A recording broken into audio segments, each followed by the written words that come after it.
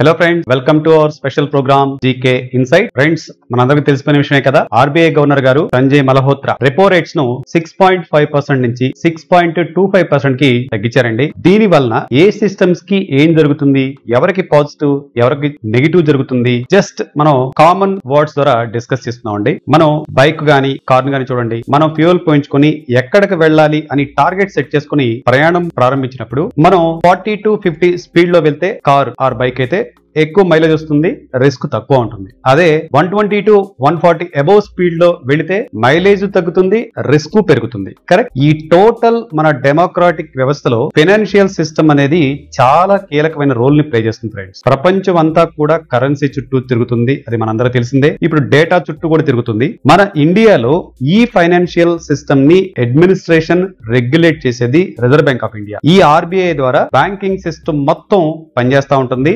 ఈ బ్యాంకింగ్ లో ఏమి జరగాలన్నా సరే దీనికి సంబంధించిన కోడ్ ఆఫ్ కండక్ట్ మొత్తం ప్రొసీజర్ అంతా కూడాను ఈ ఆర్బీఐ అడ్మినిస్ట్రేషన్ చేస్తుంది, మానిటర్ చేస్తుంది, రెగ్యులేట్ కూడా చేస్తుంది. ఇది మనందరూ తెలిసిన విషయమే కదా. ఇప్పుడు టుడే మనకు జరిగిన ఈ రేట్ కట్ అనే హై ఎక్సలరేటర్ ను స్లైట్ గా తగ్గించారండి. అంటే 6.5 స్పీడ్ లో వెళ్ళేదాన్ని 0.25 తెచ్చారు. మన కామర్స్ స్టూడెంట్స్ కోసం ఒక మాట చెప్పుకుందాం. రెపో రేట్ అంటే మన కమర్షియల్ బ్యాంక్స్, ఉదాహరణకు మన state bank, HDFC bank, IndusInd bank, axis bank ఇలాంటి కమర్షియల్ బ్యాంక్స్ ఆర్బీఐ దగ్గరికి వెళ్లి అప్పు తెచ్చుకుంటాయండి. ఇలా తెచ్చుకున్న అప్పు మీద వడ్డీ కట్టాలి కదా.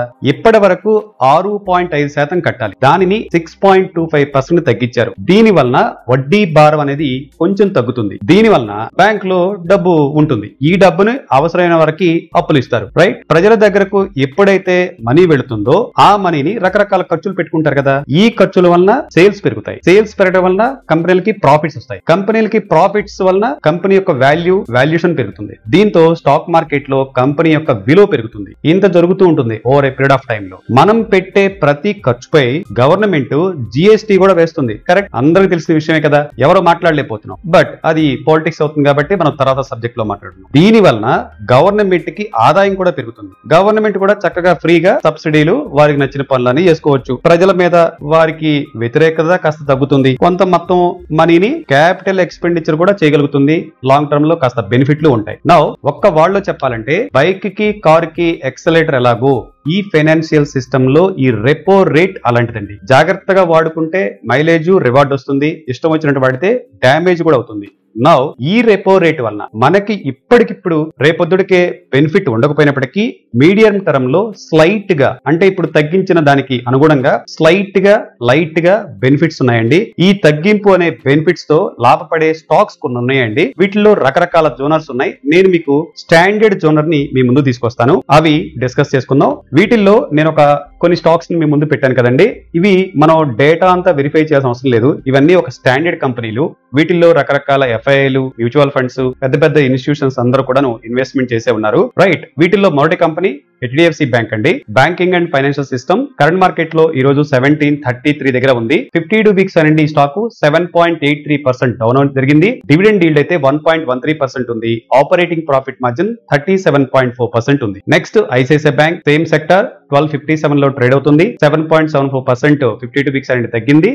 0.8% dividend yield, 30.4% operating profit margin. Next DLF, real estate sector సంబంధించింది. 757 దగ్గర ట్రేడ్ అవుతుంది. 52 వీక్స్ అయి నుండి 21.7% తగ్గింది. Dividend yield 0.66, operating profit margin 26.9% ఉంది. నెక్స్ట్ గోడ్రేజ్ ప్రాపర్టీస్ అండి. సేమ్ రియల్ ఎస్టేట్ సెక్టర్, 2197 దగ్గర ట్రేడ్ అవుతుంది. 52 వీక్స్ నుండి 35.4% తగ్గింది. డివిడెండ్ ఈల్డ్ లేదు. ఆపరేటింగ్ ప్రాఫిట్ మార్జిన్ కూడా -0.62% ఉంది.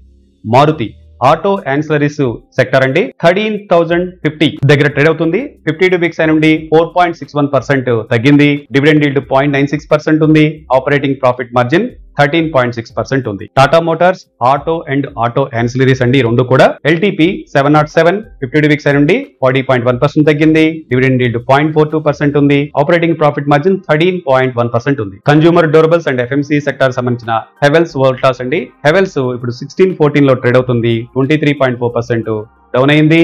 And dividend yield 0.6% and operating profit margin 9.71%. Next Voltas same 1383 లో ట్రేడ్ అవుతుంది. 52 వీక్స్ నుండి 28.9% తగ్గింది. డివిడెండ్ ఈల్డ్ 0.4% ఉంది. అండ్ ఆపరేటింగ్ ప్రాఫిట్ మార్జిన్ 5.67% ఉంది. Next L&T infrastructure and capital goods sector సంబంధించింది 33-37 దగ్గర ట్రేడ్ అవుతుంది. 52 వీక్స్ నుండి 15.8% తగ్గింది. Dividend yield 0.84% and operating profit margin 12.7%. Siemens same infrastructure and capital goods 5506 దగ్గర ట్రేడ్ అవుతుంది. 52 వీక్స్ నుండి 32.3% తగ్గింది. డివిడెండ్ ఈల్డ్ 0.22% ఉంది and operating profit margin 14%. And UltraTech అండి సిమెంట్ అండ్ స్టీల్ సెక్టర్ సంబంధించింది LTP 11,641 అండ్ 52 వీక్స్ నుండి 4.16% తగ్గింది. Dividend yield 0.6% and operating profit margin 16.9% ఉంది. అంబుజా సిమెంట్ అండి same cement and steel sector 530 లో ట్రేడ్ అవుతుంది. 52 వీక్స్ నుండి